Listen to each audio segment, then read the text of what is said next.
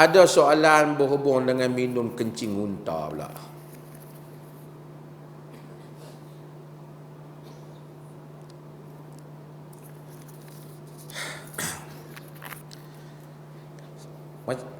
Sekarang ni orang minum kencing unta. Orang pergi Mekah, saya pun duk dengar cerita jugalah. Okey. Ini saya punya pendapat lah tentang minum kencing unta ni. Pertama, kalau orang tanya ada tak hadis tentang minum kencing unta ni, tepi yang tu dulu.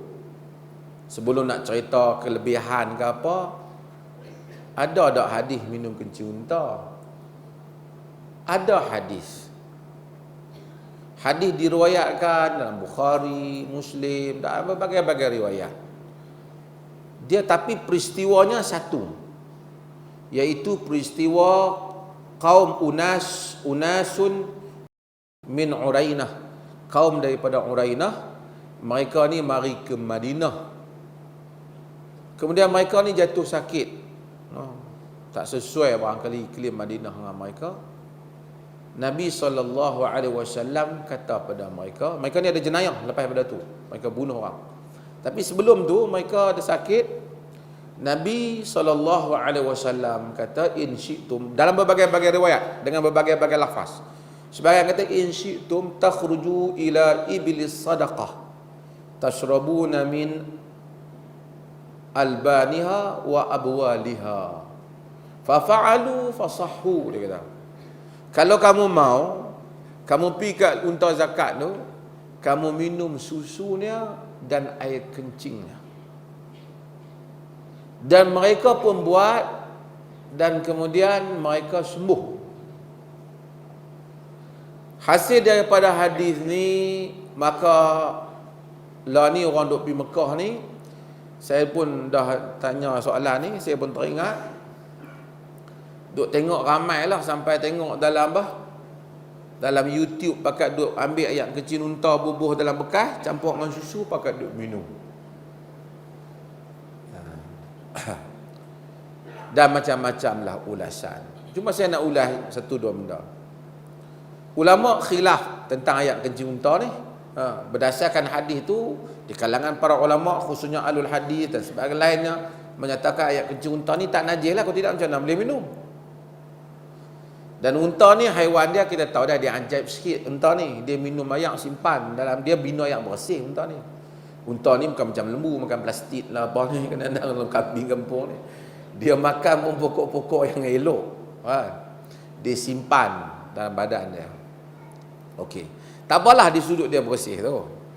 Kemudian adalah kajian mereka buat. Saya tak berani nak bagi jaminan pada kajian ni, kerana kajian ni dibuat oleh saintis dan kemungkinan sejauh mana terbukti tu mereka lebih tahu. Berapa kajian disebut, dibentangkan di Arab Saudi dan selainnya, kata memang ada khasiat atau benefit daripada air kencing unta ini yang dicampur dengan susu unta.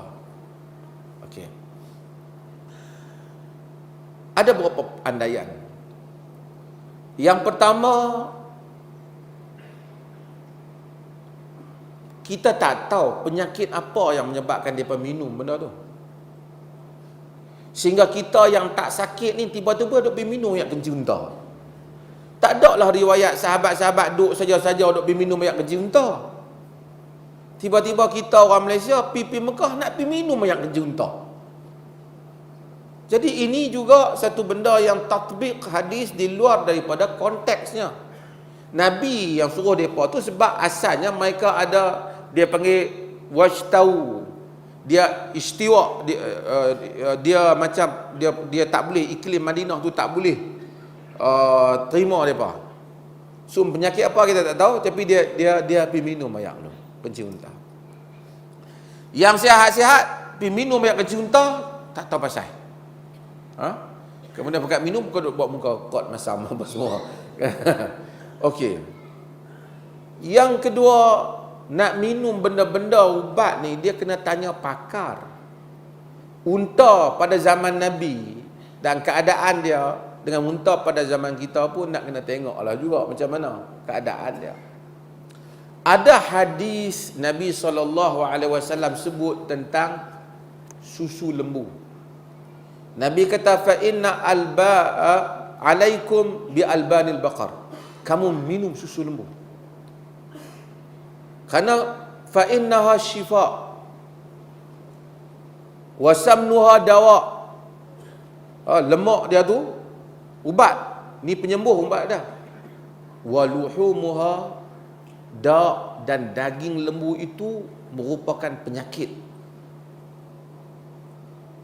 Ulama khilaf. Hadis ni disebut dalam berbagai riwayat, di antaranya ni oleh Imam Ibn Jarud dalam Sahih Ibn Jarud dan selainnya, dan Al-Tabarani juga.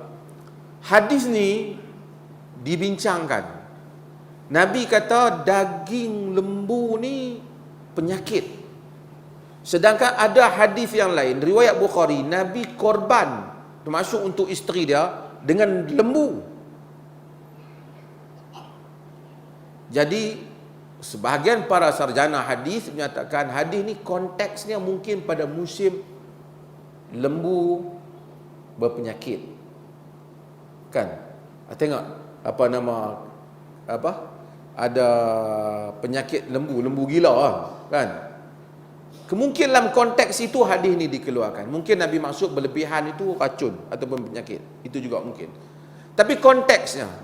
Jadi konteksnya nak kena tengok. Sekarang ni bila mari orang minum susu kencing unta tu dikatakan kena penyakit. Maka sebab itu hal-hal yang seperti ini kalau kita pergi, kalau tak ada keperluan, macam juga dengan bekam lah, tak payahlah bekam. Ada keperluan bekam.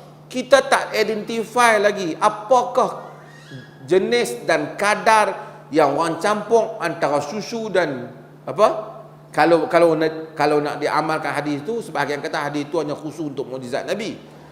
Tapi Nabi suruh dia pergi sendiri.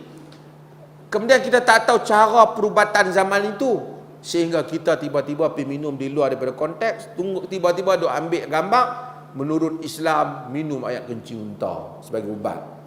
Ini akan memberikan gambaran yang salah terhadap agama. Orang kata lah kali orang panggil ni agama kencing unta. Nabi bukan duk suruh sahabat dia minum, kes depa tu saja. Dan kita tak tahu macam mana campuran dan macam mana yang mereka buat. Dan kemudian mereka tu pi bunuh ra'i, pi bunuh pula kawan yang bagi susu unta tu, dan Nabi mengambil tindakan bunuh kepada mereka.